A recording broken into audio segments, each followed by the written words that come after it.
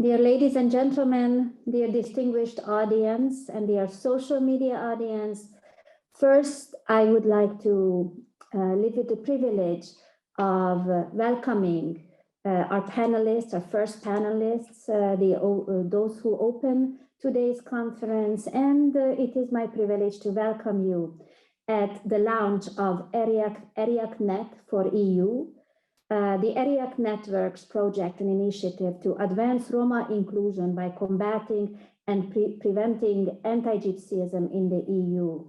This is launching a long-term initiative, and we are very excited to bring together the ERIAC membership.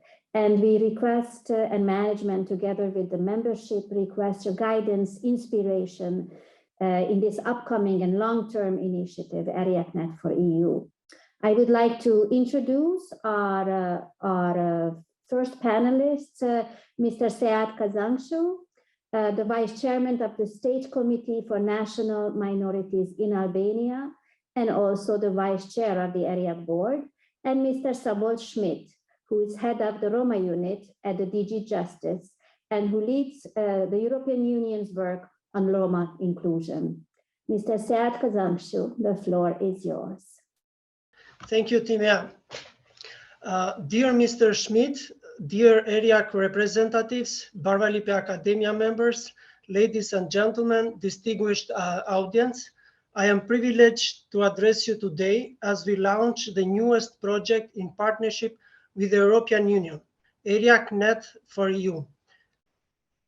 ERIAC is a network to advance Roma inclusion by combating and preventing anti-Gypsyism in the EU. Briefly, I would like to highlight some of the key components of ERIAC and mainly to this project. The European Roma Institute for Arts and Culture, for those who don't know, is a joint initiative of the Council of Europe, the Open Society Foundation, and the Roma Leaders Initiative, the Alliance for the European Roma Institute for Arts and Culture. ERIAC was registered under the German law in Berlin 2017. ERIAC functions as an international network which upscales the voice and promotes the activities of Roma organizations, intellectuals, and artists to form multilateral initiatives and regional alliances, and to connect them with the policymakers and leaders of the different national and the European level. ERIAC is an international membership-based network, currently bringing together over 230 members, Roma and non-Roma individuals and organizations with relevant and demonstrated competencies and experience in the field of art and culture, and who are committed to ERIAC values. ERIAC network members are organized in 4 thematic sessions: art and culture, history and commemoration, research and publication, media and information in the field of arts and culture. The Romani language is a transversal thematic session. In our work, ERIAC uses the power of cultural diplomacy to motivate member states to ensure commitment to Roma inclusion, and is also built on the power of arts to build a great understanding of historical and contemporary experience of Roma in Europe and fight and prevent the different manifestation of anti-Gypsyism. ERIACNET4EU project is an important milestone for ERIAC. Is a project financed as a part of the Citizen Equality, Rights and Value Program of the European Union, and is managed by the European Education and Cultural Executive Agency. ERIAC is proud to have signed a framework partnership agreement with the European Education and Cultural Executive Agency to ensure long-term collaboration with the EU to serve with its expertise and experience. ERIAC4EU is also timely. The recent adoption of the EU framework for the next decade highlights the importance of tackling the roots causes of Roma marginalization and exclusion, the anti-Gypsyism, which is a specific form of racism against Romani people. Art and culture and history and media are a powerful tool to fight and prevent anti-Gypsyism. Today, we will bring together some of the most distinguished members of the area community, the board, Barba Lipe Academia, and associated members to reflect on the importance of this fight. In between the sessions, you will also hear a video statement of some members of the Barba Lipe Academia. And now I would like to welcome Mr. Schmidt, the head of the Roma unit at the DG Justice, and who leads the EU's work on Roma inclusion. The floor is yours. Good afternoon. Thank you very much, Mr. Chair, Mr. Casanciu. Good afternoon also to the director of ERIAC, to Timea Junghaus, and of course a heartily good afternoon to everyone who is joining physically and remotely this opening conference. It is an extremely important moment, I think, in the work that we are all doing together from our different angles towards enhancing equality and inclusion of Roma. As you all know, the European Union embarked back in 2011 on its first program, which we referred to as a EU framework for national Roma integration strategies. As you all know, this program had a rather limited visible success. Actually, if you look at the framework conditions that determine the life of people in their everydays, the conditions of housing, of education and employment, there was hardly any advancement, even though the initial goal was to close the gap between non-Roma and Roma within a decade. This didn't work out, and we were looking into the reasons for that.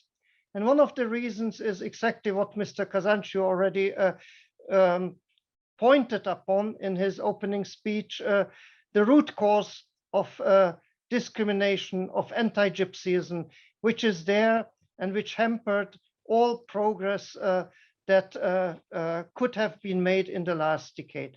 That's why the European Union embarked in 2020 on a new program, which is not simply a prolongation of what we did in the previous 10 years, but it's really a paradigm change.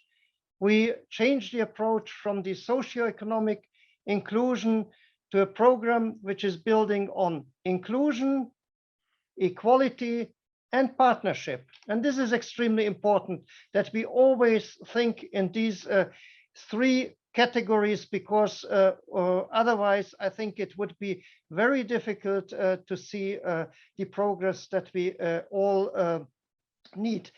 I don't want to go too much into the procedural sides, but I think it is extremely important for all of you here in this conference to also be aware that all member states of the European Union unanimously supported the proposal of the European Commission to have a new framework, which also goes beyond the boundaries of the European Union and also embraces what we call the enlargement region, but also to have hand in hand with this EU recommendation, also a recommendation for member states, where member states themselves commit themselves to dedicated action.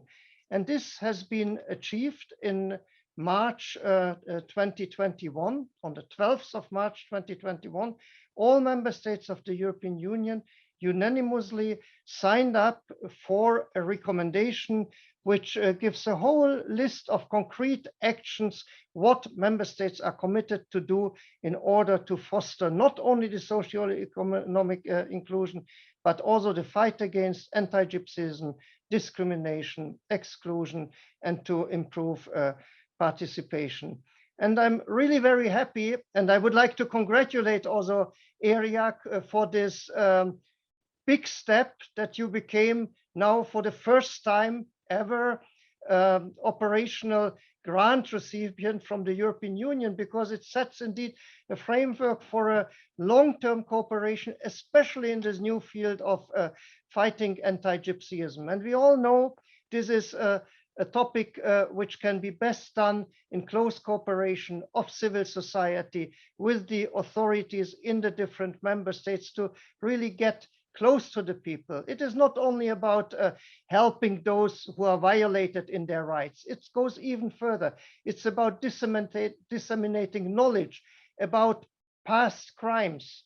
It's amazing and also disturbing to see how little knowledge is there in the European public opinion about the Roma Holocaust, but also about other crimes like sterilization or the forced segregation into lower classes of schools. But also what is very much missing is the fostering of positive narratives about culture, language, history, traditions. All that is now part of the recommendation, and we very much also count, of course, on ERIAC and all its partners to bring forward this process in the years to come, so that when we look back in 10 years' time, we can see this time real progress and see that the situation will have improved for Roma citizens of the EU and all those who are having the ambition to joining the EU in the near future. So all what remains for me is to wish you wholeheartedly a lot of success. It will be a long way that you embarked upon, but it is extremely important for the overall success of the new EU framework on equality, inclusion and participation of Roma. And again, many thanks also from the European Commission side to ERIAC and all its partner organizations in the civil societies of the various member states for working together on this project. Thank you very much for your attention. Weil der Zentralrat durch seine langjährige Arbeit sehr viel Erfahrung in Bezug auf Holocaust-Forschung und natürlich auch auf die historische Forschung der 600-jährigen Geschichte unserer Minderheit in Europa zusammengetragen hat, und die muss auch für zukünftige Generationen zugänglich gemacht sein. ERIAC sieht seine Aufgabe, die kulturellen Leistungen unserer Minderheit in ihren europäischen Heimatländern bewusst zu machen, sie zu dokumentieren und zu archivieren, wie zum Beispiel der Einfluss von Sinti und Roma auf die europäische Klassik oder die Leistungen in Bezug auf den Flamenco oder auch in der bildenden Kunst. All dies muss in den Heimatländern und in Europa bewusster gemacht werden. Sinti und Roma sind 10 bis 12 Millionen Angehörige innerhalb Europas, davon leben 8 bis 10 Millionen in der Europäischen Union. Und wenn wir Vorurteile abbauen wollen, ist das ein wichtiger Beitrag dazu. Die Facheinrichtung des Zentralrats Deutscher Sinti und Roma ist das Dokumentations- und Kulturzentrum, das eine fast 50-jährige Erfahrung hat in Bezug auf die Erforschung der Geschichte und der kulturellen Leistungen unserer Minderheit. Dies wollen wir auch im Austausch mit ERIAC öffnen. Das ist eine Notwendigkeit, um auch sehr schnell in den anderen europäischen Mitgliedstaaten der Europäischen Union das Bewusstsein für die 600-700-jährige Geschichte unserer Minderheit zu stärken. ERIAC soll in der Zukunft die Vernetzung von Institutionen und von Künstlern sicherstellen. Darüber hinaus brauchen wir in Brüssel eine Institution, die eben auch die Unterstützung des Europarats erhält, um den Kontakt mit der Europäischen Union, mit den internationalen Institutionen des Europarats, die Information und die Zusammenarbeit zwischen ERIAC und den politischen Institutionen zu stärken und zu verbessern. Darüber hinaus müssen wir eine Institution haben, und da ist Venedig im Gespräch, die einer breiten Öffentlichkeit die kulturellen Leistungen, die es in vielfältiger Form gibt, zugänglich zu machen, um auf unsere 600-700-jährige Geschichte zu verweisen. Our technical department started playing a Barvalipe video a little bit too early, but it's still absolutely perfect in our program. Romani Rose emphasized the over a millennia contribution of Roma to European arts and culture, and he emphasized the historical importance of the establishment of ERIAC. And if you allow me, I come here just with a little note that is addressing our membership first and also addressing our Barvalipe University, celebrating the achievement of this amazing opportunity of having an operational grant and being a receiver of an operational EU grant, as Mr. Schmidt emphasized. Just 2 sentences, also thanking the orientation by Sead Kazancshu and by Szabolcs Schmidt, first in the institutional history of ERIAC and also in the context of the new EU framework strategy. Thank you both for your contributions and kind words. And as I said, it is important that our membership and our Barvalipe University recognizes that the approach that explicitly including, and I quote, the promoting of Roma arts, history, and culture, which are given as specific guidelines for the member states. And I quote the exact text of Annex 1 of the framework strategy: Roma art, history, and culture are integral features of our European and national landscapes. However, over centuries, portrayals of Roma culture and identity have been romanticized and stereotyped, and this has exacerbated the alienation of Roma communities from mainstream societies. Cultural recognition should be built through Roma narratives. So Annex 1 really we recognize also as an important milestone in the institutional results of ERIAC and its over 230 members. Just like Annex 2, this is crucial now. The member states are requested to draw up their new national Roma strategies, and also FRA includes a detailed set of indicators to monitor and measure the implementation and impact of the new EU Roma strategy in fighting and preventing anti-Gypsyism. We are looking forward to engaging our large membership with the leadership of our Barvalipe Academy, our donors and board, in the framework of this 4-year collaboration with the EU. I wish you a productive conference and an inspiring day of exchange and a productive and energetic launch of this important new beginning in ERIAC. And the second speaker of the Barvalipe Academy will be Jana Horvátova, after which I will pass the word to the moderator of the second roundtable discussion, Gilda Horváth. Thank you.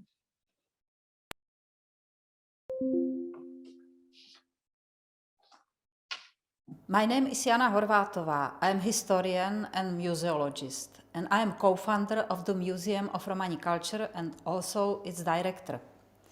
Next year, our museum will celebrate its 30th anniversary. We are the only memory institution in Europe dedicated to the entire scope of culture and history of Romani people. Our collections house as many as 30,000 collection items. In addition to organizing cultural events, exhibitions, documentation and research, we are also in charge of building the new memorial to Holocaust of Roma and Sinti in Bohemia at Lety by Písek and also in Moravia at Hodonín by Kunštát.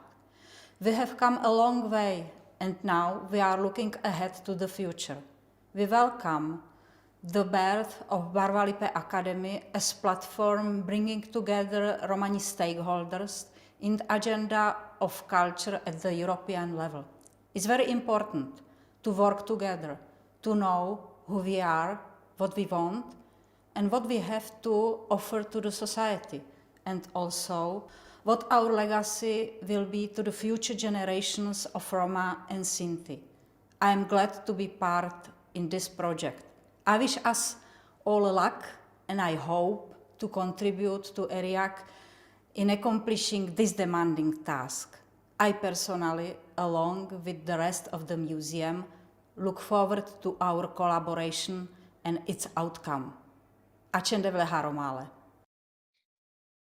Thank you, Timea, for already introducing me.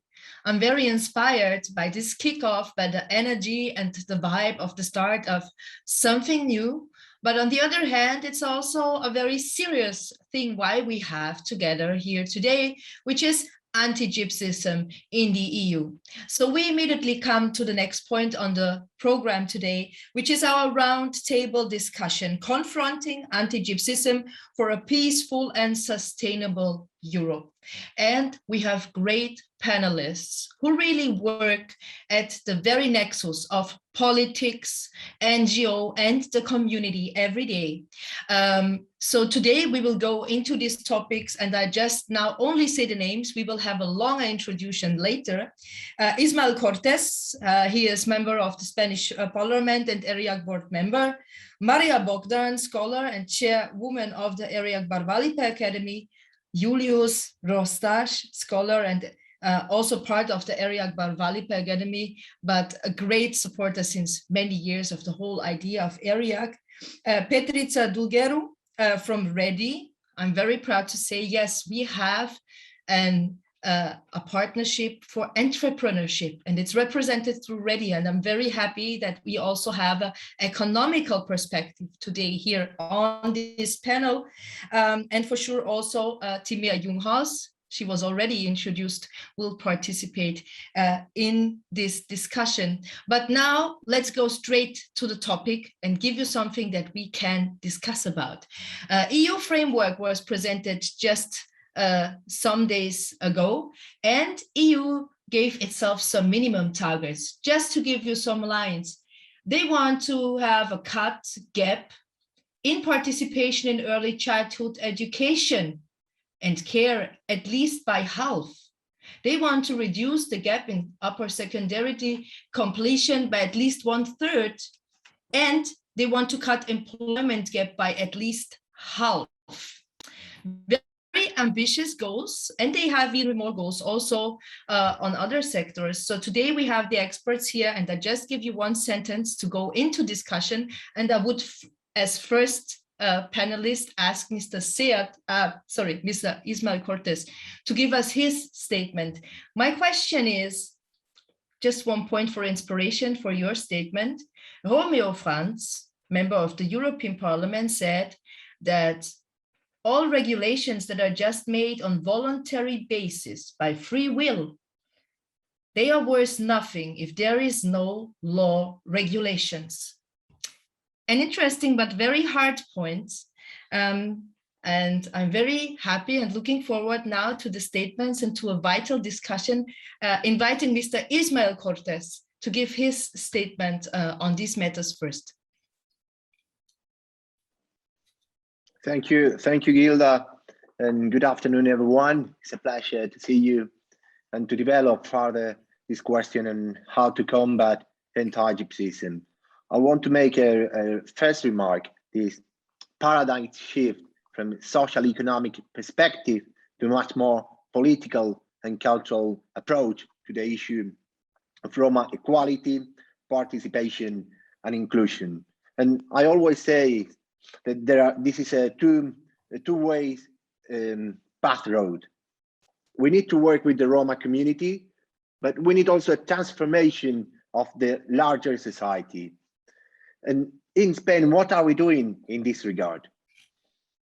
Last week, initiated a commission to reach a state pact against anti-Gypsyism. This includes all political parties. It was approved unanimously, which is already a success in my opinion. But now we have 6 months forward to get into the detail of what a state pact against anti-Gypsyism is about. There is a difference between a parliamentarian committee and an expert committee. An expert committee is an independent body that make a research or a study about a topic, and then it gives the result to the parliament. Here we include expert, activists, and politicians in one parliamentarian committee, and we create a discussion every week on different Roma topics.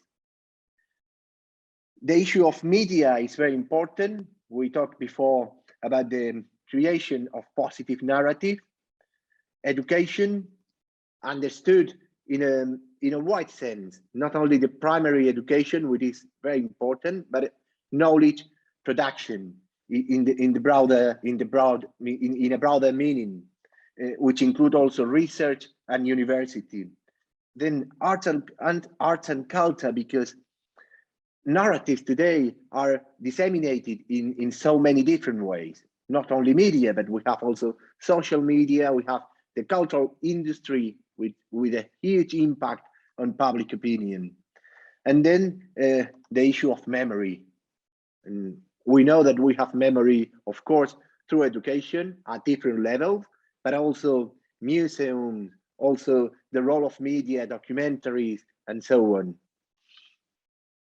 What is important, in my opinion, of this creation of committees at national level, not only expert committees, but parliamentarian committees, is that this is a public session with our broadcasting by TV and radio, already by the services of the Spanish Parliament, but also we oblige all the political parties to have an opinion on this issue of anti-Gypsyism. The concept has to be operationalized, and in politics, operationalize a concept is not only through legislation, but also funding and concrete programs. In this case, we go from the European level to the national level, but also the regional and local politics is very important, because in the end is where funds need to reach out. And then, of course, the active participation of the Romani communities and Romani activists. So many times we talk about the Roma without the Roma. And in this case, Romani communities are at the center of this committee.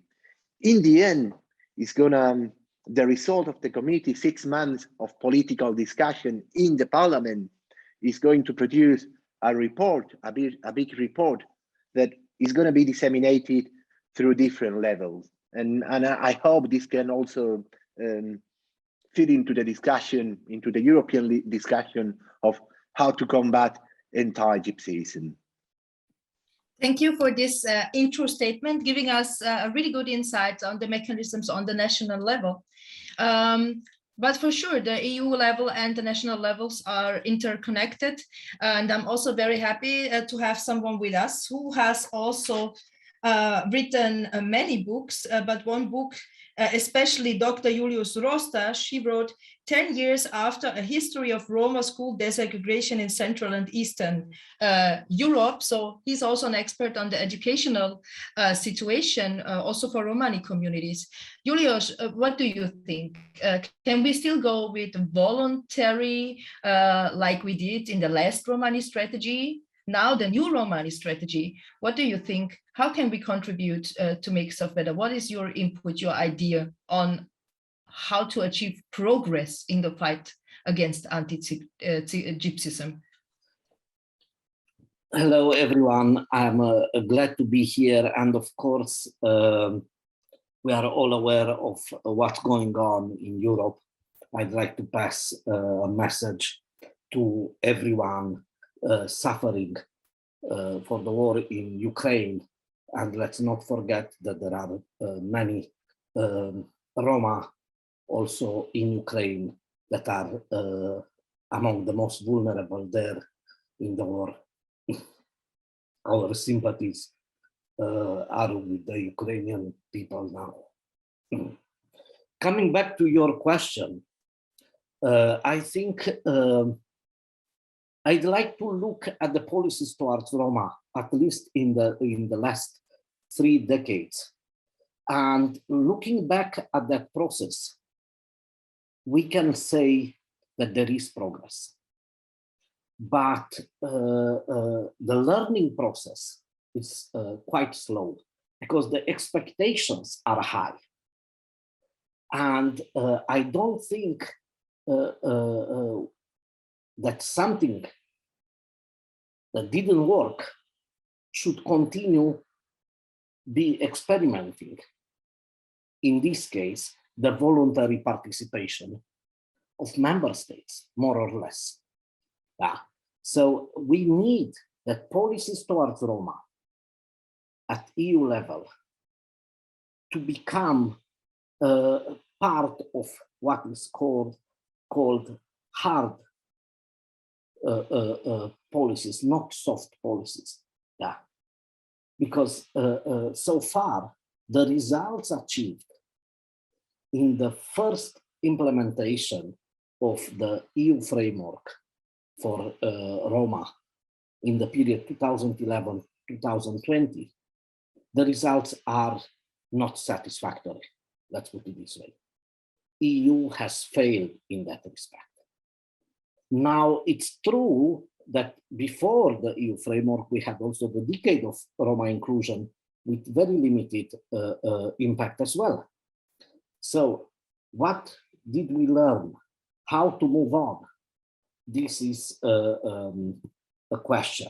And of course, we should not deny that there is progress, but the idea is how to make this progress more steady, to make it visible, and to make it feel by the people on the ground. And here it is, you know. And of course, the very first one is the participation of Roma. Now we all know this became such a slogan, Roma participation, but we don't see it. Yeah? And even in the new EU framework for the period 2021-2030, yeah, we do not see a clear structure that will ensure Roma participation at different levels of policymaking. Policymaking, European policymaking, EU framework is a policy framework that is very complex, with the EU level, then the national level, then in some countries, regional levels, then local levels. How do we ensure the coordination between different levels and make sure that Roma can participate in all this? It's not enough to have just a Roma platform, for example, in Brussels, yeah, where we invite few Roma activists or politicians. We have to make sure that this is a transparent process, that the voice of the Roma is heard. And here we have a major challenge. Now, how we can sort out that together with our allies, that's very difficult, because at all these levels that I mentioned earlier, there are constant changes.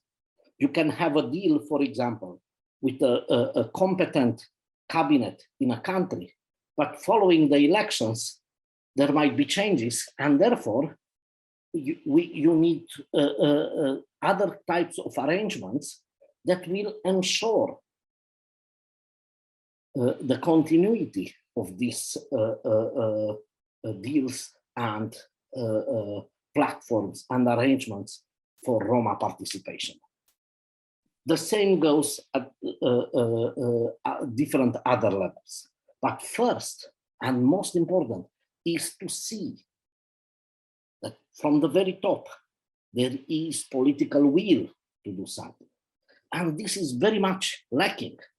So when our brother Romeo Franz says it is time to move on, he knows, because he's in the European Parliament, and you know he has the experience.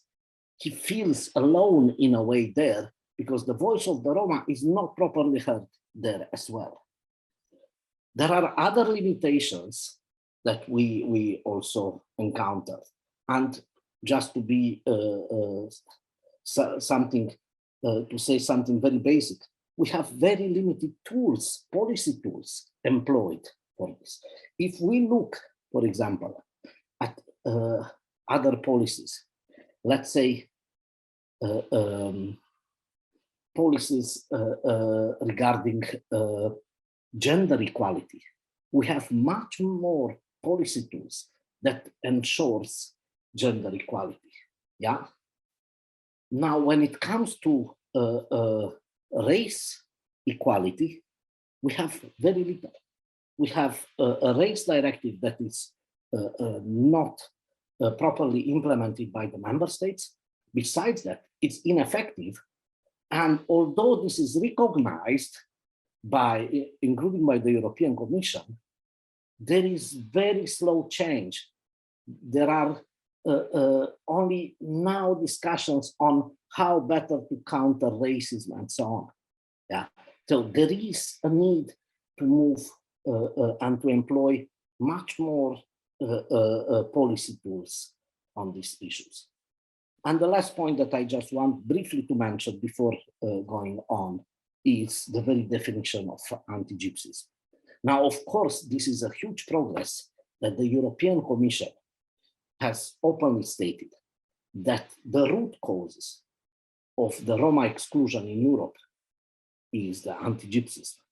But from recognizing to making it a reality, yeah, how to address this root cause, there is a long way.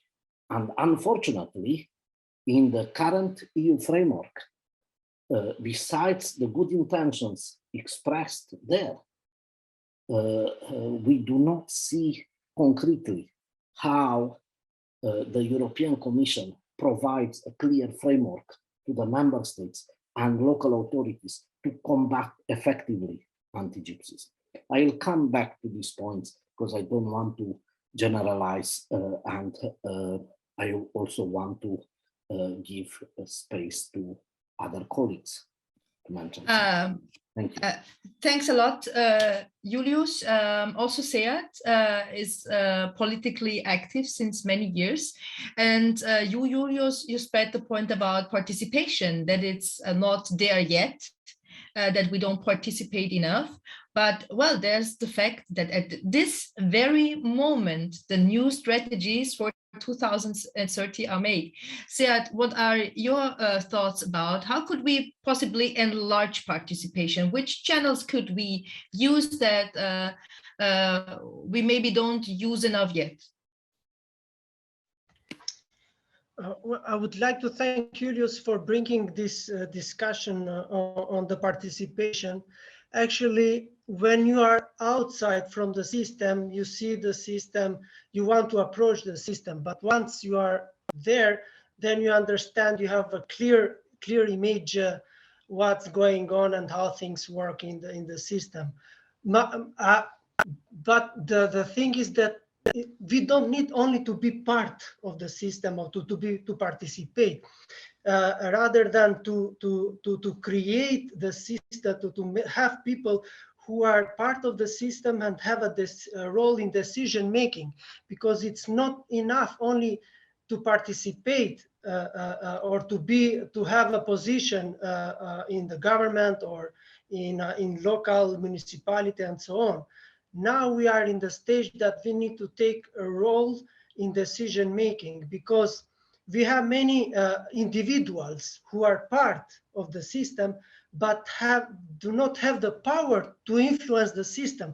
So I think it has to be together with the ground to work with the Roma NGOs, and also maybe why not to have a political parties that can lift to be part in the decision-making process.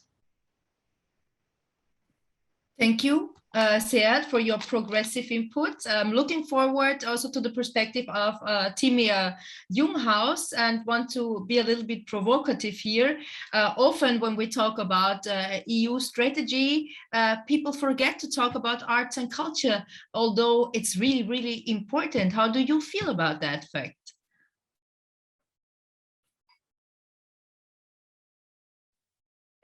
Yes, thank you, Gilda Horvath, for the provocative question, which of course often arrives to ERIAC.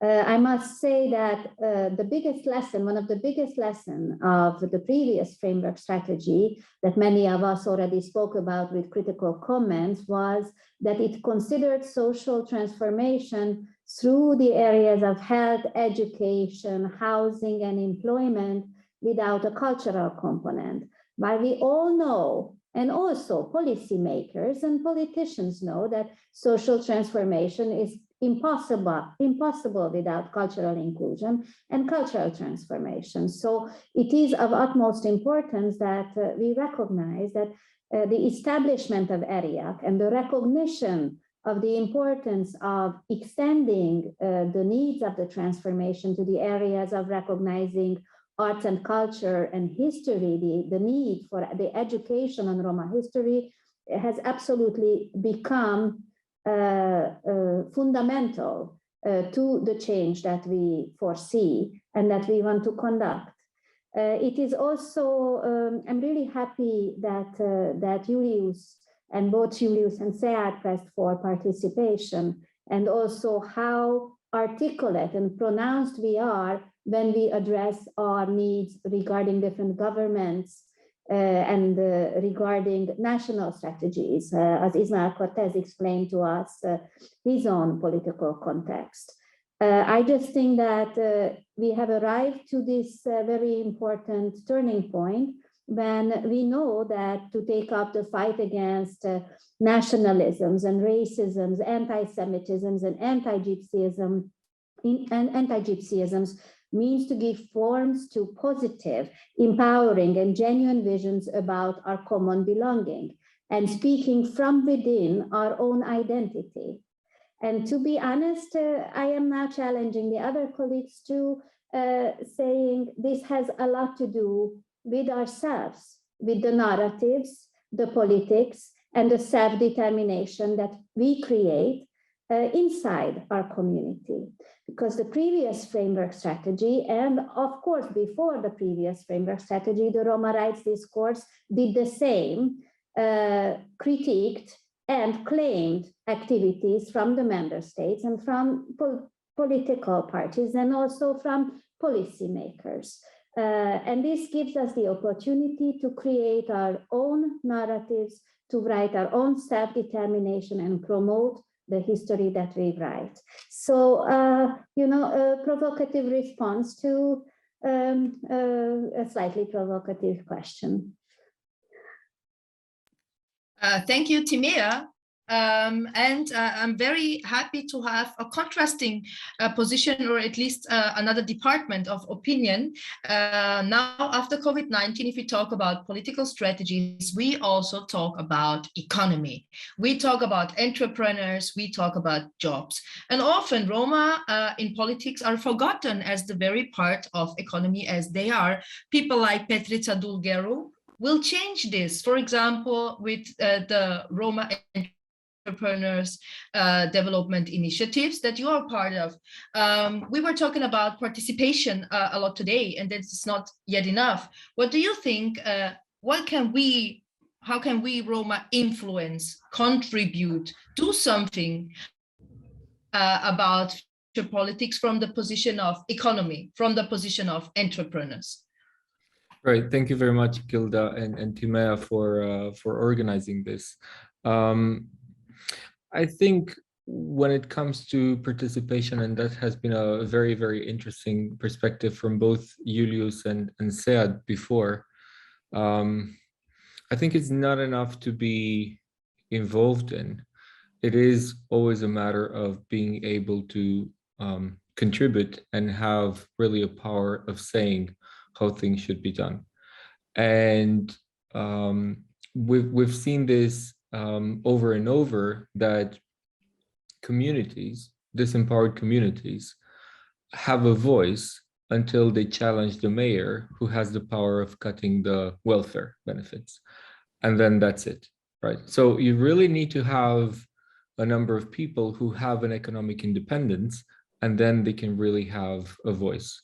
And before we, or at least until we're able to have people who are not attending meetings because they want something out of it, but attend the meetings because they really want to have change, I really don't think we're going to be able to do much.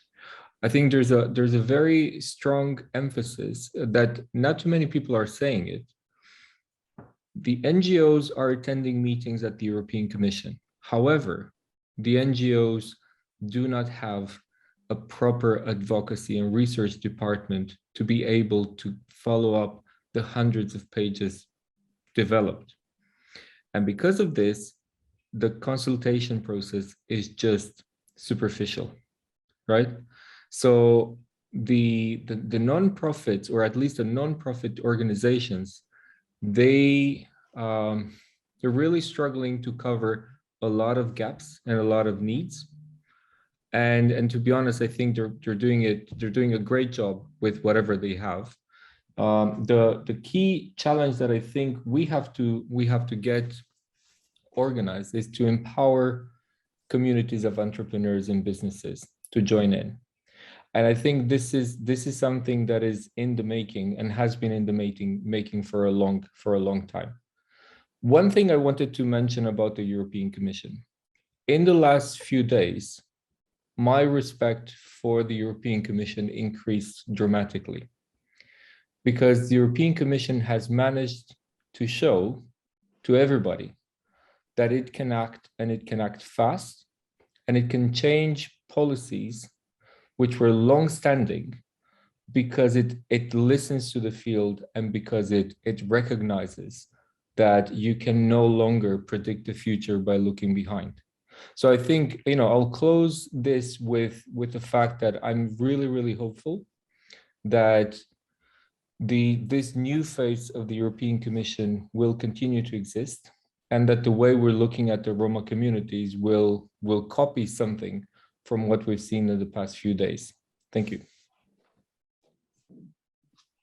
So this was a very dynamic round of intro statements, and we have a second round of statements, which is actually very future oriented. As we only have 1 hour for the whole discussion, we could have a whole conference on this topic, but I have to make it very short and on point. So the second round question for everybody of you is, okay, we know what's wrong. We know what was the mistakes. We have very good approaches. What should we do actually now in the future? First point, what can we do as the sections and departments we represent here? And on the other hand, actually, Julius mentioned political will. Very important question. How will we transform this political will? How can we show the political decision makers that we are partners and not something they can just do the rules over it? So what's our approach for the future? To repeat the question of the whole discussion, to do what can we do in the fight against anti-Gypsyism on all levels mentioned here today. And I guess we started the first round with Ismail. So I would ask Ismail to start. Thank you, Yilda, for the very interesting, sharp question.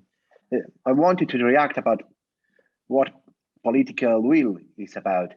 Political will is not given in advance, yeah, and it's not ready-made once and forever. So you have to create political will through political tools.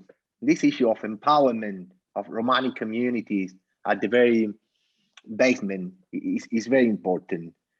And then I think we have to look for the infrastructure of political participation. Of course, we have NGOs, but then somehow we have to look also different ways to participate into political parties, because in the end, the major advance at the European level, it has been thanks to different MEPs from Romani origins. And then, of course, we can articulate around, and we can make research and influence and so on. But it's not going to be given by majority society. We can say non-Roma allies, they are very reluctant to share power with the Roma activists, experts, communities, whatever. So, and this is also what we have to do in the future, or in the next coming years. We have to create much more political knowledge. Julius talked about learning lessons. So I think we learn very little about political participation and how to create political tools. And then I want to finish talking about the phenomena of anti-Gypsyism. Of course, it's a specific type of racism directed against the Roma, aiming to eliminate the Romani identity. And that's why arts and culture is very important, because it's not the aim of anti-Gypsyism is not exclusion, marginality, and to put into poverty the Romani people. It's to destroy our identity. And this issue of identity conflict between Roma communities and European societies, it has to be addressed. Thank you. And next in the round is actually Julius. Everything that you said, Ismail, is quite inspirational, but I still think about maybe also more concrete statements, because at this very moment, the EU strategy is made at the EU Commission, and it's discussed in the different councils. How can we take influence if we don't like the strategy as we read it now? How can we take influence on transforming it? Actually, can we, Julius? Well, I think yes, and the activities of our brother Ismail in Spain are inspiring also, because he shows through his action as a politician, yeah, without a lot of experience and so on, he was new in politics, that if you are well prepared, if you are persistent, if you are consistent, if you are in touch with people, yeah, you can make it. And I want to applaud his achievements and to encourage him and to ask him to continue to do what he does in Spain.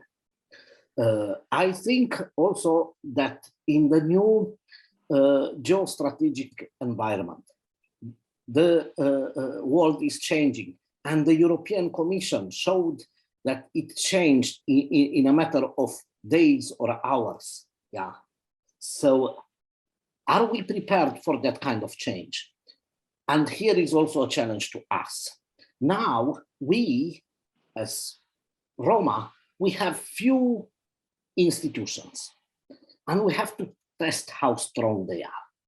It is true, in the EU framework, there is almost nothing on Roma culture and identity.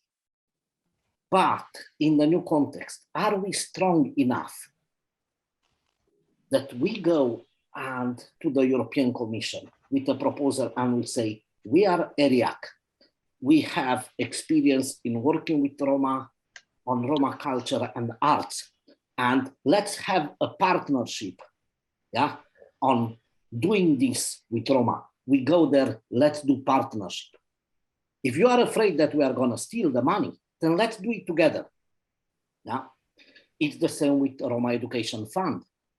REF has accumulated expertise, knows grant making, can improve, and can have a partnership with EU institutions and with national governments to make sure that funds are reaching Roma communities, and especially those children that need the most this kind of support.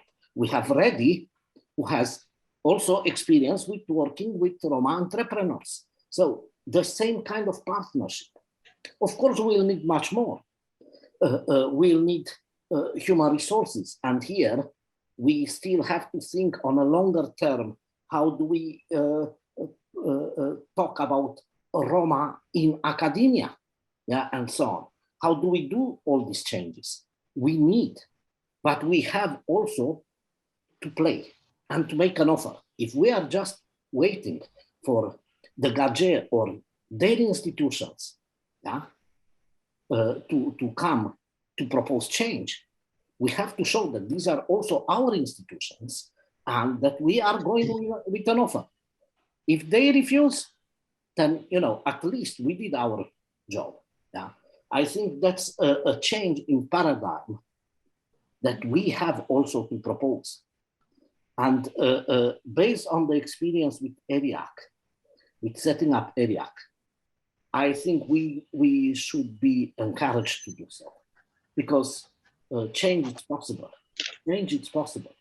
And we have to do it for thinking that this is not only for us as individuals, not only for a small group of people, not only for our Roma, but it's for the whole society.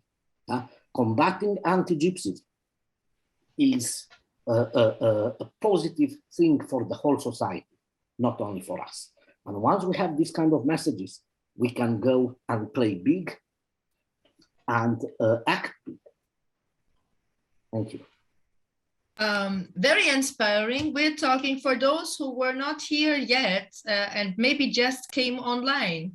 We're talking about the paradigm shift from those whom they have to help to those who offer something on eye level to the EU institutions. So for sure, this is too tempting to immediately ask Timea.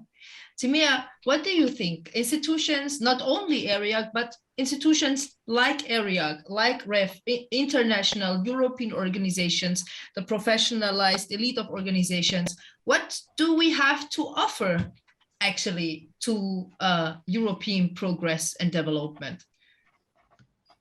Thank you for this very complex question, Gilda.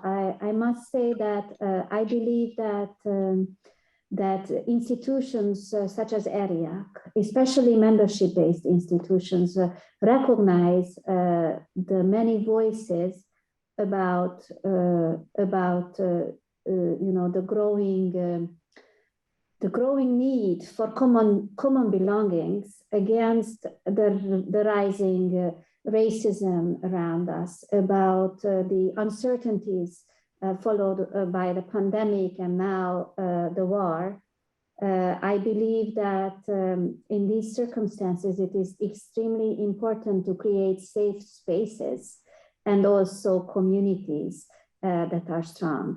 And here I would like to also speak about how I see that often we speak about anti-Gypsyism simply focusing on the aspects of racism and the acts of racism themselves, and we don't speak about the paralyzing and violent action of anti-Gypsyism, which can paralyze our community.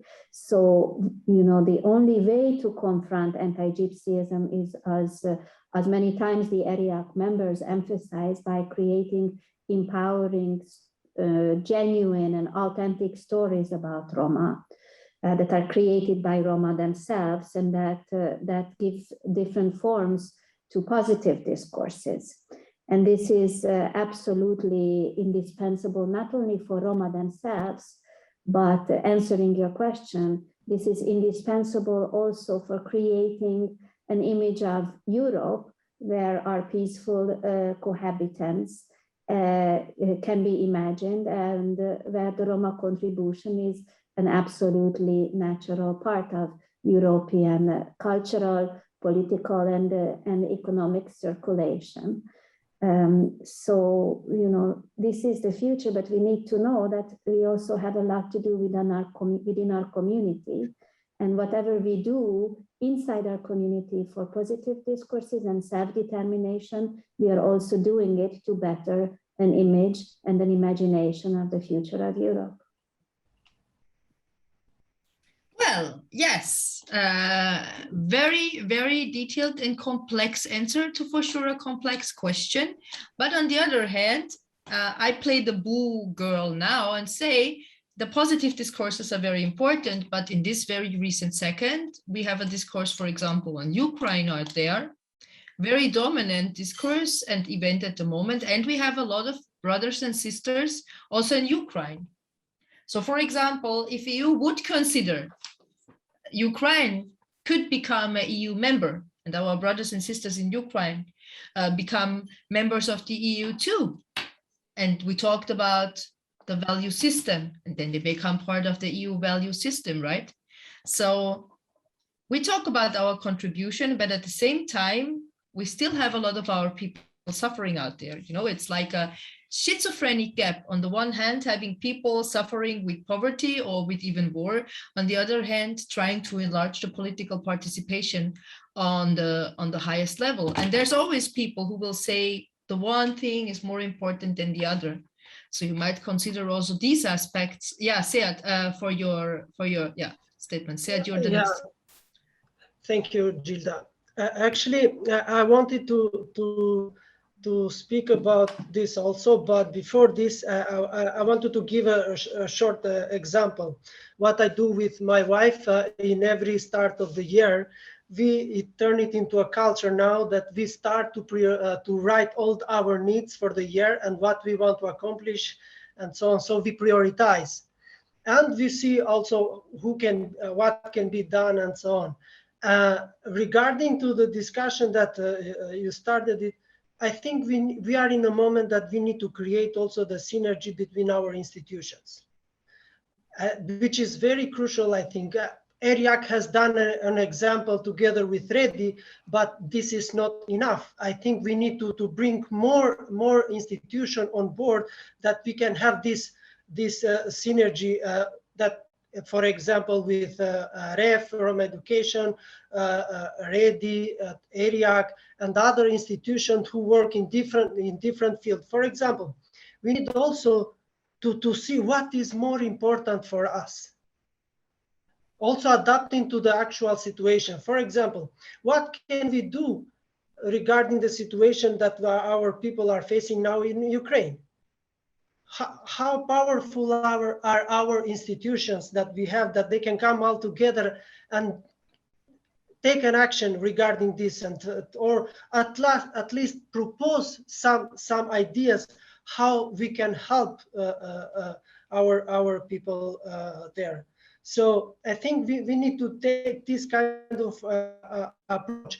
Ismail, for example, mentioned before, I don't know if I'm correctly, creating some commissions at local level. I don't think that we need to create. We have already existing structures in our countries that we can work with and collaborate and create this synergy. And also for participation, it's not only to be part of, for example, in policy making. We need to be part also in the school curricula, to start even from the ground. At the same time, also for the artists, I think artists now are in a more need, and they need a direct impact. Not only, for example, organizing on one exhibition, but we need to support artists with the full meaning. So we take one artist and we create a continuity with the support, that we can leave this artist and that tomorrow he can work by his feet. We have, thanks a lot. We still have time for Petrica, and if you want to have one more minute for a closing statement. Just one question that I'm really interested in, to have a little pseudoscientific science here. Everybody knows the Roma contact points. I was questioning in my head now, how many Roma contact points are actually led by Roma in your countries? So the Roma contact point in my country, Austria, is not led by Roma. Is there any contact point led by Roma here? Petrica, in your country? I don't know. Okay, so, okay, obviously it looks like this is another thing that we could improve in working with the EU, like the Roma contact points really could have contact with the Romani community. So now, Space, we have another really 5 minutes for your end statement. So maybe each of you 1 minute or whatever you like to say. As a closing, the floor is yours now. Can I go first? Yeah. Yeah, so I would say that as a closing statement, I would really want to focus on the upcoming period of time to look at how the recovery and resilience funds are used to make sure that the Roma benefit and that they're not going to be left behind. My fear is that just by looking what I've seen so far in Romania, this is not the emphasis and this is not the focus. And Roma are not to be seen in any way in terms of at least promoting their access to green and digital, which they're the two strands that the European Commission is following.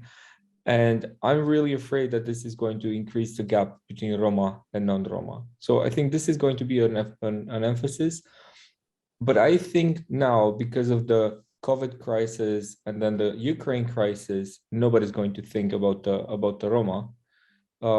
Because this is not an active crisis for any of the member states and not for the European Commission. Thank you.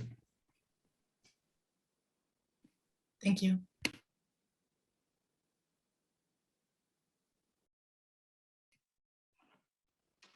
Julius, Ismail? Any closing statements from you? You still have 3 minutes if you want to. Yeah, there is a lot to say, but in addition to what you propose to have the contact points for Roma led by Roma, I'd rather insist on something else, that the European Commission and especially the unit led by Mr. Schmidt, who unfortunately had to leave us earlier, set up monitoring and evaluation mechanism, yeah, to evaluate the impact of the EU framework, yeah, and that's something very concrete. Hopefully, by doing that, the Commission creates a mechanism to receive feedback and to adjust their policies in a timely manner, so they also learn something out of this. This is just one of the proposals. There are so many others that they can do, but at least one. Ismail, please. Yes, I have one proposal for the European level. I think it would be important that in the European Parliament they create a committee or subcommittee against anti-Gypsyism, similar to the one I'm leading in Spain. Why? Because all political parties are obliged to nominate different activists, every and single political group in the European Parliament. And this is not permanent, it's temporary, but at least during 6 months, we will have Romani voices, experts talking in the European Parliament. And this is something that they can do. It's really easy, it's an easy procedure. All we need is political will. This was a great closing statement by Ismail, I guess, beautiful words. But more than that, just to sum it up, so we need stronger institutions. We need stronger collaboration between these institutions. We need stronger participation directly influencing the political level, from the regional level to the national to the European level. And we have to support our entrepreneurs, because we need people who are financially independent and also have a say in economy, not forgetting that we need access to green and digital economy uprise in order to not let the gap to poverty become even bigger. So I think that's quite a lot of stuff for 60 minutes. Paradigm shift of Julius, I don't want to forget it. We now shift from people who need to be helped to people who actively can contribute to a positive progress. I think that's a very intelligent shift in framing. I thank everybody, all the panelists, for the very good input, for their expertise, for their presence here, and thank each of you for your great work that you do every day for our community. And also thanks to ERIAC and Timea for organizing this. And I will give the word back to Timea now, because I think we will see another statement by ERIAC Barvalipe member. Right, Timea, is that true? Exactly. Thank you, Gilda, for passing the word. Tony Gottlieb, the acclaimed film director, screenwriter, composer, actor, and producer, will come with his statement, after which we will hear the ERIAC initiative, ERIACNET4EU, and its outlook for the coming 4 years. Thank you so much, Gilda, for the moderation, and also thank you, participants, for your contributions. L'Institut Rome, ERIAC, doit exister. J'imagine mal une exposition sur l'art et la culture des Arméniens sans le peuple arménien, sans l'approbation, sans l'apport du peuple arménien. J'imagine mal une exposition, photo, peinture, tout ce qu'on veut, d'histoire sur le peuple juif sans le peuple juif. C'est impossible. Il n'y a aucune raison que la culture rome ne se fait pas avec l'approbation des Roms, avec l'approbation du peuple rome. Il est évident que c'est bien que les amis des Roms expriment leur indignation ou leur amour envers le peuple rome, envers la culture du peuple rome. Mais ce n'est pas une raison que ça soit que ça. Le peuple rome doit exister et doit aussi décider de sa culture et doit donner son accord particulier à des expositions, à des livres. Il y a des livres qui sont faits sans que personne, aucun membre de la communauté rome ne sache des livres pour parler des Roms. C'est pas normal. Il faut que ces livres-là soient acceptés par la communauté rome, donc par l'Institut Rome. Je trouve ça très important pour moi, c'est pour ça que je me permets de vous parler et de aussi d'être parmi vous en invité, parce que je trouve ça complètement illégal. C'est pas que les Roms n'ont rien à dire, les Roms c'est eux, on parle d'eux. Et aujourd'hui, plus que jamais, je connais des jeunes filles et des jeunes garçons roms, quand je voyage un peu partout, ils savent, ils connaissent maintenant. Ce ne sont pas des analphabètes, c'est fini maintenant, on n'est plus au Moyen-Âge. Donc c'est très important que l'Institut Rome soit le garant de la culture rome. Par exemple, en 1980 en France, j'ai écrit un scénario et j'ai été le soumettre à la communauté tzigane, à la communauté rome de Paris. Et je leur ai dit que c'est très important de parler vrai, de parler comme si on parle aux amis, pour que les gens nous comprennent. Il faut ouvrir la porte, il faut parler de la culture. Et je leur ai dit, je veux parler, je veux faire ce film. Et ils m'ont dit, si tu fais ce film sur le problème d'une femme rome moderne, si tu fais ce film, nous on ne t'aidera pas. J'ai dit d'accord, mais par contre je vous l'ai dit que je vais le faire. Je l'ai fait. Ce film s'appelle Les Princes. Il passe dans le monde entier, c'est un film très important dans la culture française aujourd'hui. Je l'ai projeté dans un festival de cinéma avec des Roms qui sont venus partout dans le monde et qui ont vu ce film. Et les premiers qui sont levés pour dire nous sommes d'accord avec ce film, ce sont les patriarches avec qui j'ai parlé, qui m'ont dit on ne veut pas que tu parles des femmes roms comme ça. C'est les premiers à avoir accepté, à avoir dit que ce film était bien. Voilà. Donc même moi, je l'ai fait, et c'était dans les années 80. Avant les années 80, quand j'étais à Madrid, avec Mario Maya, très grand danseur flamenco, et tout le théâtre andalou gitan de Madrid, de Grenada, de Séville. Et tous, on s'est réunis avec Mario Maya et on s'est dit, il faut défendre le peuple rome. Nous sommes cinéastes, guitaristes, chanteurs, danseurs, tous ensemble. On va essayer de faire un film ensemble pour défendre la communauté, pour parler de toutes les communautés roms dans le monde. Et on a fait ce film, moi comme réalisateur et auteur de scénario, Mario Maya comme musique et chorégraphie, et on a fait ce film. Ce film s'appelle Corregidano. Personne ne l'a vu. Aujourd'hui, je suis en train de le restaurer pour le montrer au monde. C'est un film qui fait aucune concession au racisme, qui fait aucun appel. Et c'est un film brut pour dire non à un monde raciste contre les gitans. Ce film-là, c'était dans les années 80, on va le voir un jour, je vais réussir à le restaurer pour le montrer au monde, que c'était notre envie pour défendre la communauté gitane, communauté rome. Et donc tous on disait qu'il faut être un très grand avocat pour défendre les innocents. Le peuple tzigane, le peuple gitan, le peuple manouche, c'est un peuple innocent. C'est un peuple qui n'a rien fait, il n'a pas fait de guerre, c'est pas un peuple de politique. Donc ça veut dire que c'est un peuple qui devait être défendu par des gens comme nous, qui étions des enfants de ce peuple-là, qui connaissent la culture des autres, la leur. Donc je trouve que l'Institut Rome, qui existe aujourd'hui, m'enchante et je l'encourage participer partout dans le monde pour voir ces expositions qui sont ouvertes, qui s'ouvrent partout dans le monde, qui passent par leur approbation. Voilà, je vous remercie. Hello, good afternoon. My name is Anna-Mirka Krushenitska. I'm Deputy Director of ERIAC, and I am very happy to present to you today a short overview of our new project, ERIACNET4EU, so that you can know what are our assumptions and the activities coming up during this year.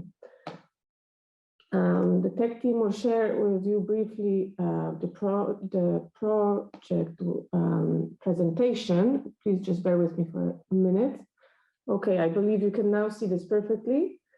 Very nice. So, ERIACNET4EU, the ERIAC network to advance Roma inclusion by combating and preventing anti-Gypsyism in the European Union. You've already heard this name a number of times, and hopefully you'll get familiar and used to this acronym being spoken and used many times in the future.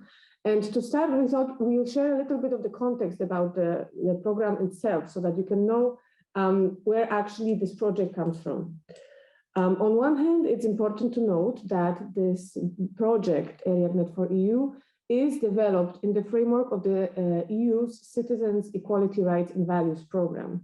This is a very important program of the EU, which focuses on protecting and promoting EU's rights and values, those that are enshrined in the EU treaties and the Charter of Fundamental Rights, and in this way to also contribute to sustaining and further developing open, rights-based, democratic, equal and inclusive societies of the EU.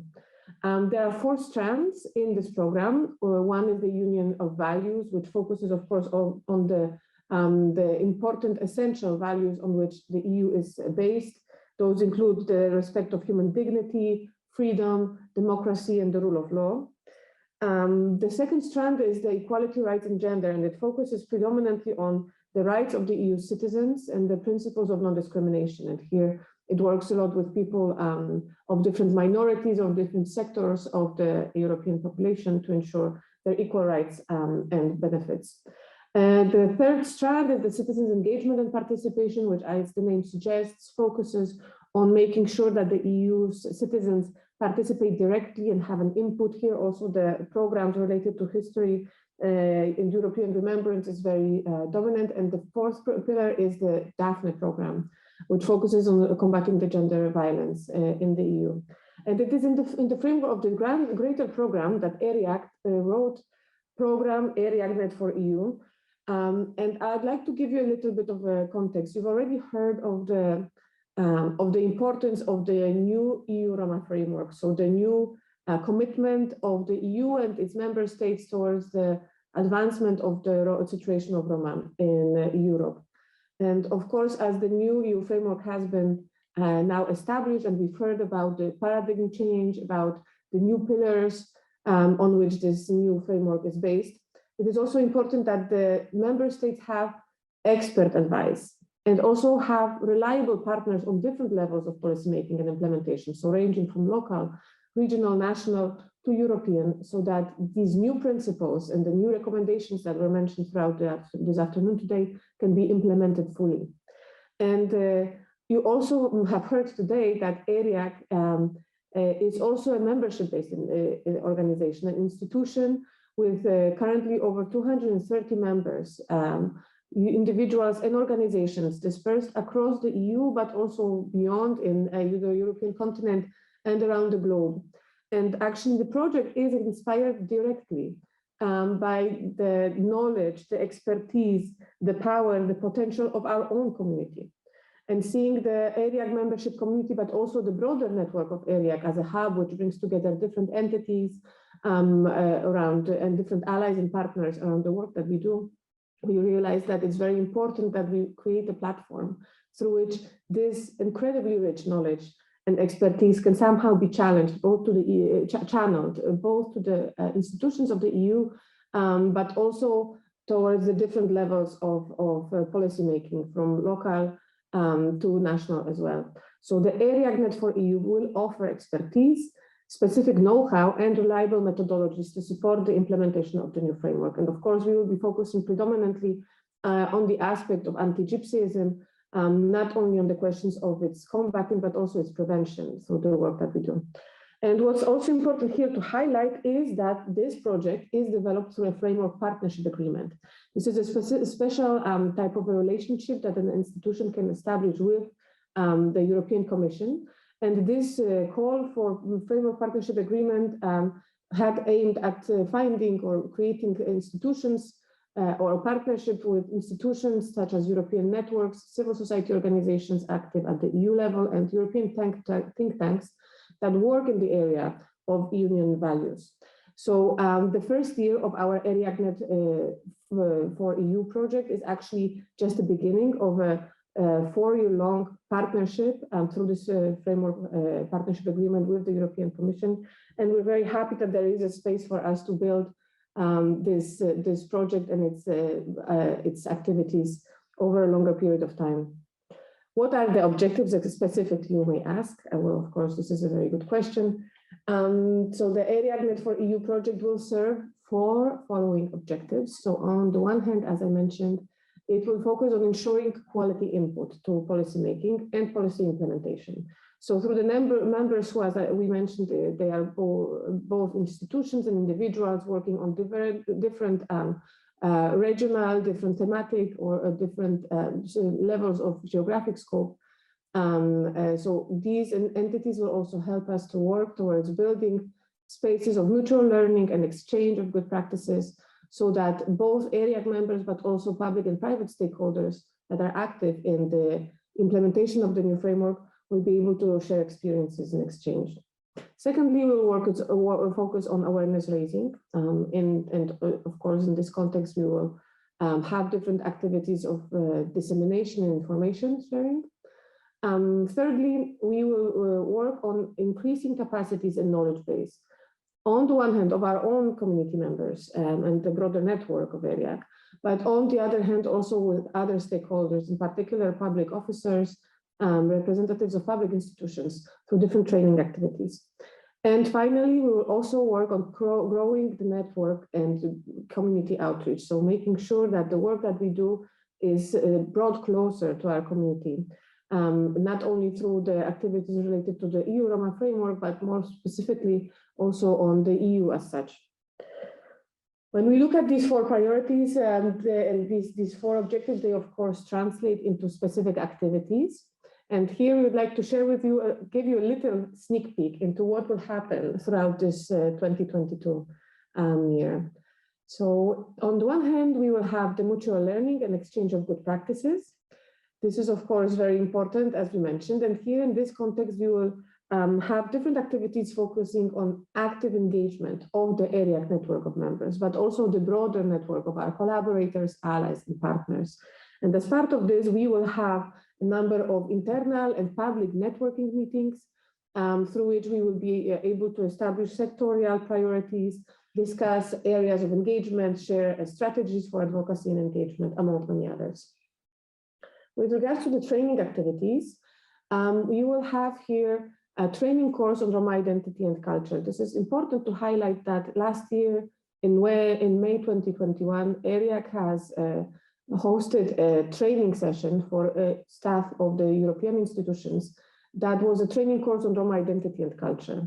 It was very well received, and we found this extremely relevant, that actually we can build better understanding, awareness of our identity and culture and our history, and how that history has direct consequences for the situation of Roma in the EU, and especially here highlighting the aspect of anti-Gypsyism. So this year we will organize again a training course on Roma identity and culture, which will be targeting EU staff members, but also more broadly public officers, public intellectuals, members of the national Roma contact points if needed, and others. This call will be open and communicated broadly so that you can share it with your local public administrators or other people who would be interested in benefiting from this course.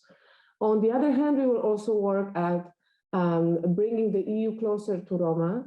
So we will have a public training or in other way put an information session that will bring together EU officers and different institutions, representatives of institutions of the EU that play a role in Roma inclusion efforts, and put them together in a discussion with the ERIAC members and also other Roma stakeholders active in the EU, so that we can bring better awareness and create a channel of communication directly between the EU representatives and the Roma community members and stakeholders.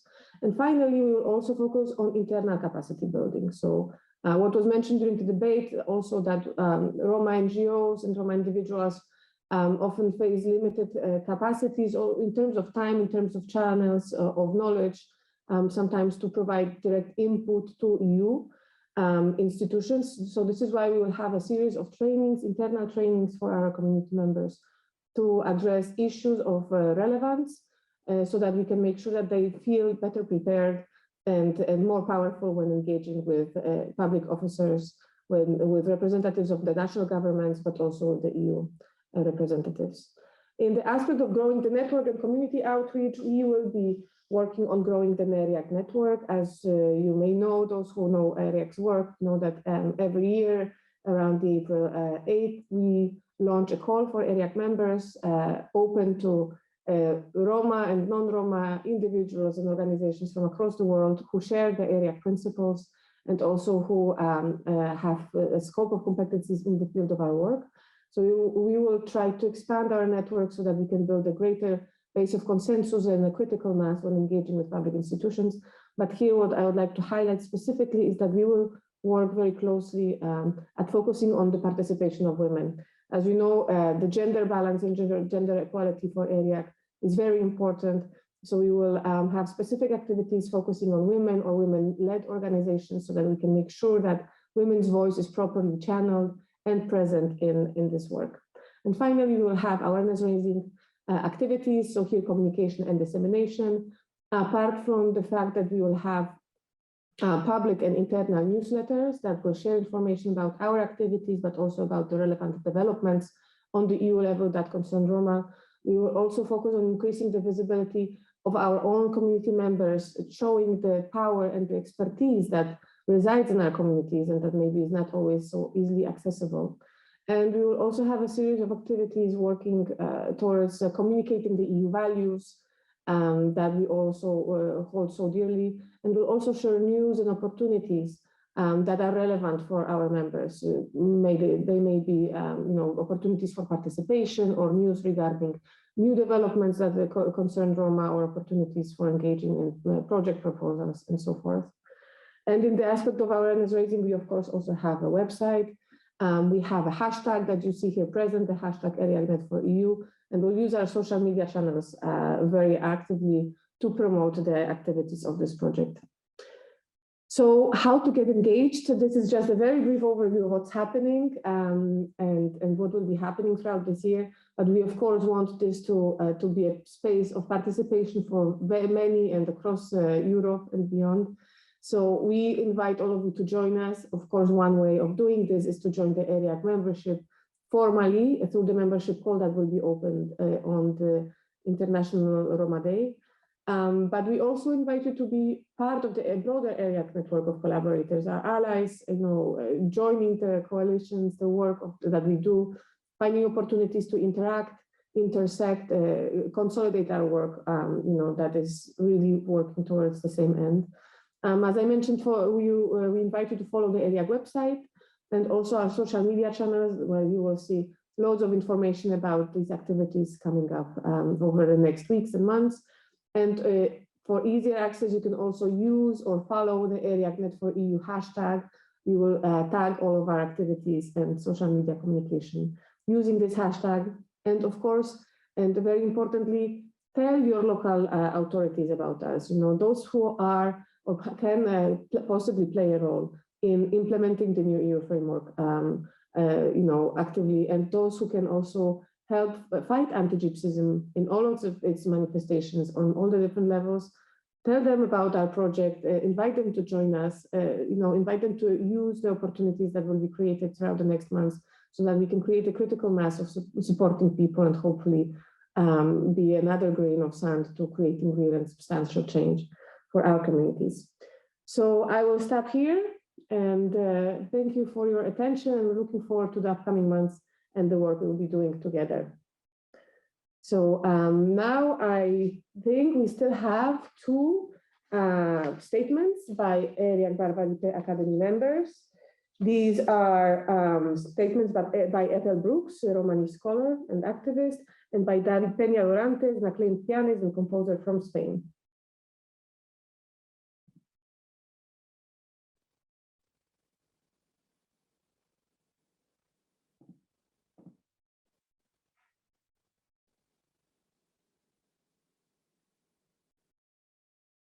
A privilege for me to be selected into the first set of inductees of Barbary Academy.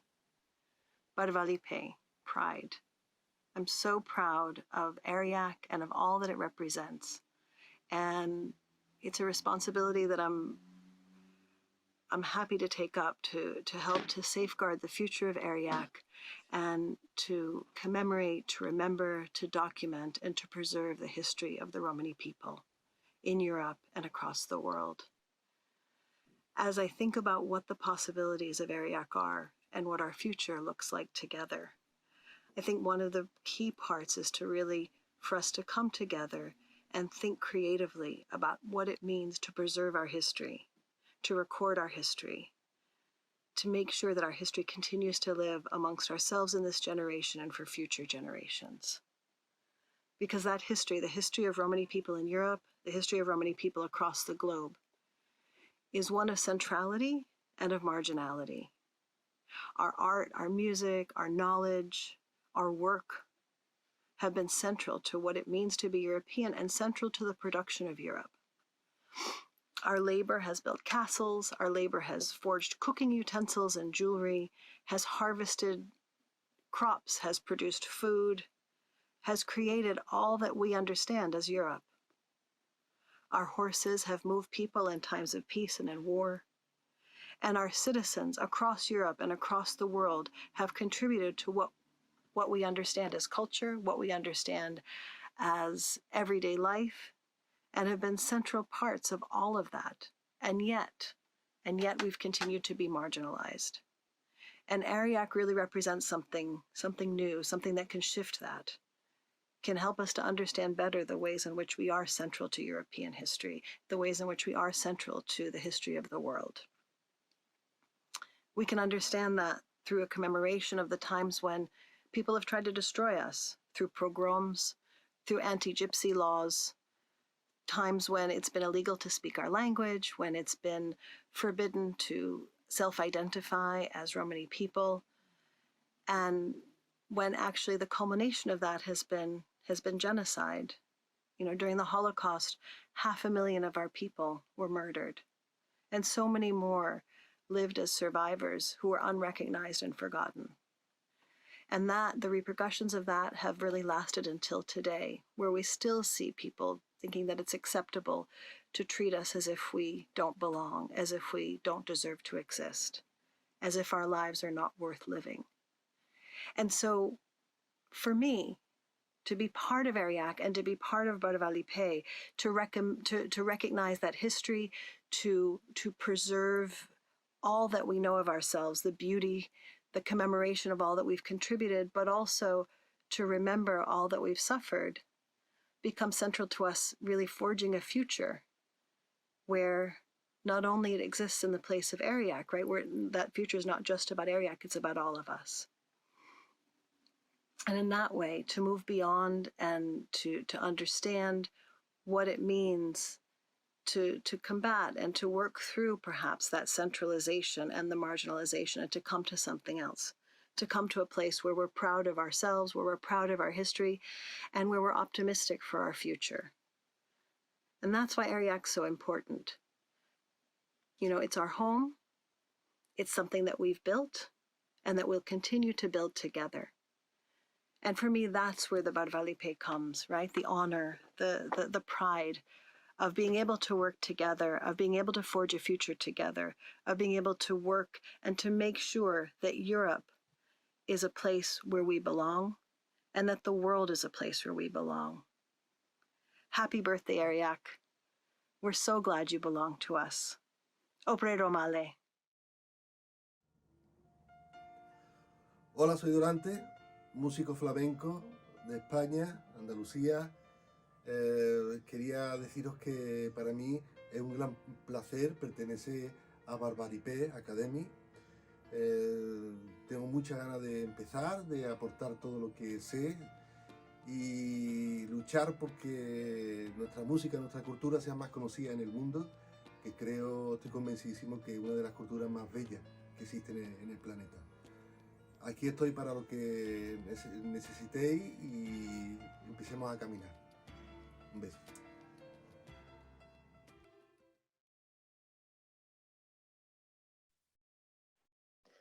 So as we are arriving at the closure of our event today, of the kickoff event of the ERIAC4EU project, on behalf of Team Junghaus, I'd like to say thank you to all of you, all the participants, especially the excellent panelists who joined us today for this very engaging discussion. I'd like to thank the audience here in the Zoom and also audience that is following us live on the live stream on Facebook. Thank you so much for joining us on this day to learn more about our project, and hopefully that's the first step for us building a long future of collaboration and working together. As a closing event, we heard today a lot about pride and about the value of Roma, not only in and of itself, but also for the importance of Europe and the European culture and heritage. And this is why I would like to close this event by sharing with you a short film produced by ERIAC entitled Proud Roma. It's a film that has been directed by Pablo Vega, an acclaimed film director from Spain, Roma film director, and starring Alina Sherban, a Romanian Roma actress, and Tony Gabarri, a Spanish Roma contemporary dancer.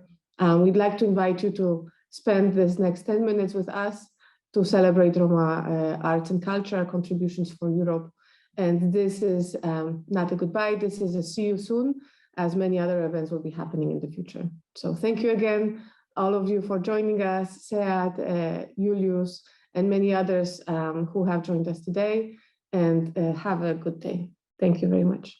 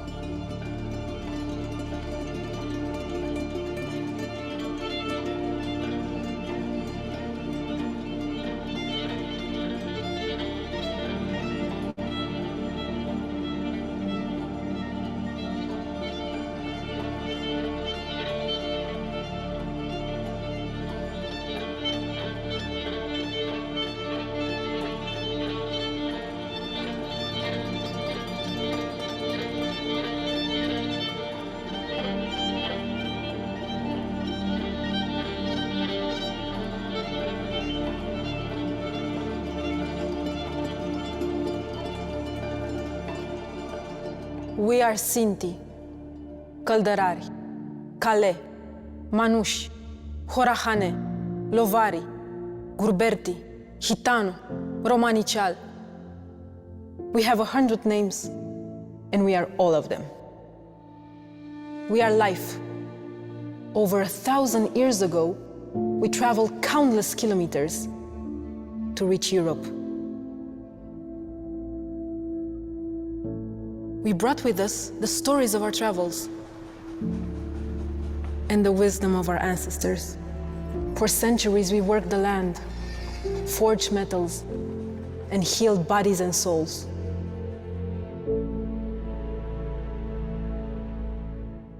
We are family. We are young and old.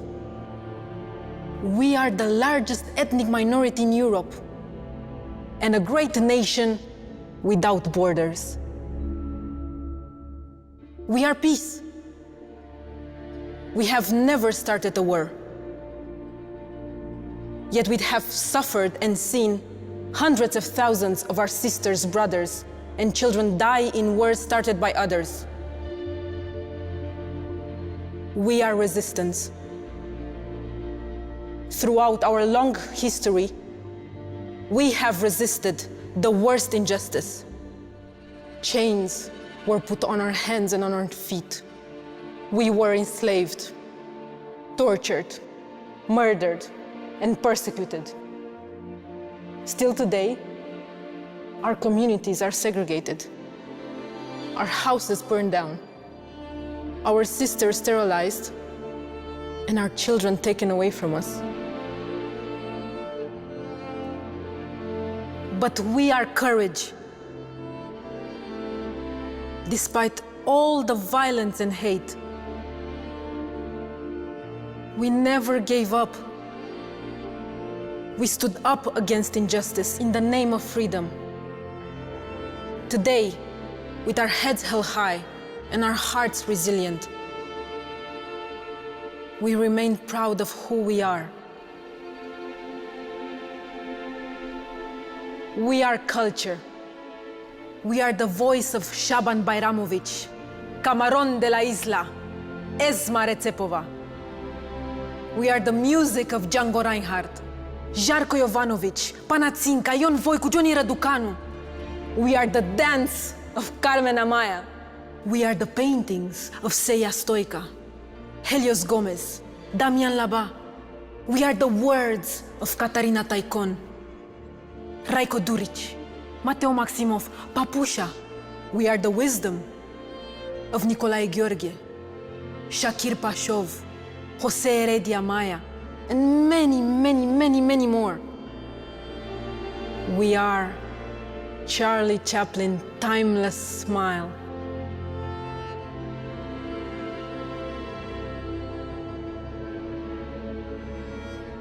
We are justice. We have fought for our rights.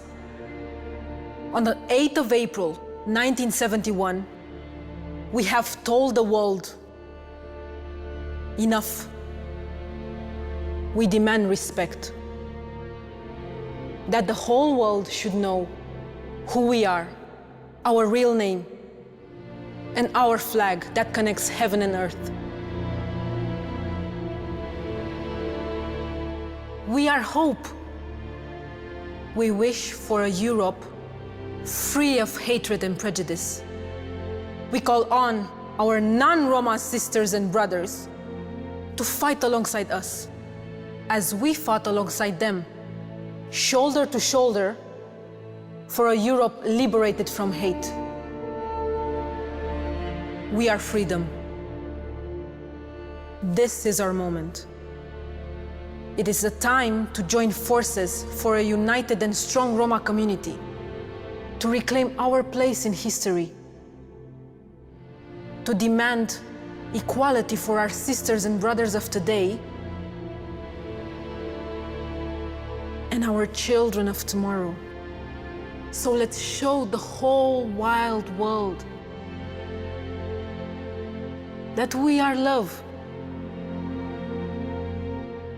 As Chaplin, the great dictator of love, said, we want to live by each other's happiness, not by each other's misery. The people have the power to make this life free and beautiful. Together, we are power. Let us use that power. Let us all unite. Let us fight for a new world. For this is who we are. We are proud Roma.